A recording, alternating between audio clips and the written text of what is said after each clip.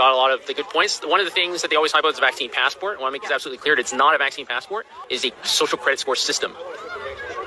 If you go to China, they're piloting it a few years ago in Shenzhen. So I lived overseas. If you go to Shenzhen, back in 2017, they already had facial recognition cameras there.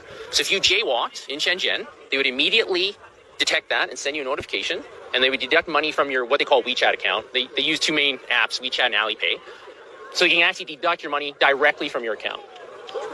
This is 4 years ago, so this is not like some sort of conspiracy theory. It's not something that's going to happen 10 years into the future. This happened pre-corona in China.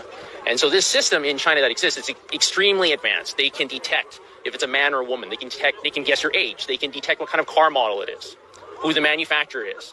This is a sort of technology that we see in all these dystopian sort of films and whatever.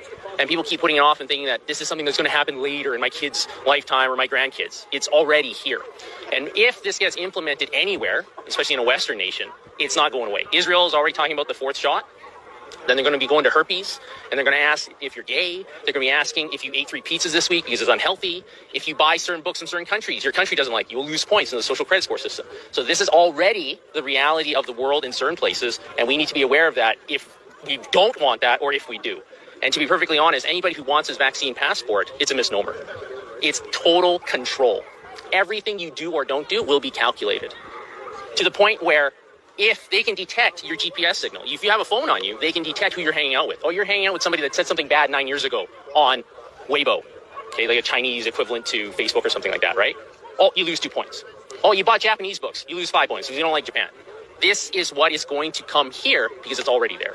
And we're doing that a little bit with contact tracing for COVID, aren't we? So that they can see where you're at and who you're with. The simple reality is that the technology that CSIS has and all these big tech corporations, they already know where you are.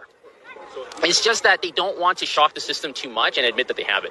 Edward Snowden revealed all this back in 2013. He fled to Hong Kong. They wouldn't keep him there, so now he's in Russia. Yeah. But the NSA has all of your information. They know your Google searches from like February 9th, 2004 in a bunker in Colorado. Help me, Rhonda. Right? They have all this information. So, but they don't, like in the US, they have the 4th Amendment. They're not supposed to track you forever, right? So they pretend they don't have it, but they do. Yeah. If they really want to utilize it, they can. So right now they need the permission of individuals say, oh, we're going to submit to contract tracing, because then they can say, well, you chose that instead of, well, we're violating your rights for something better, for the common good.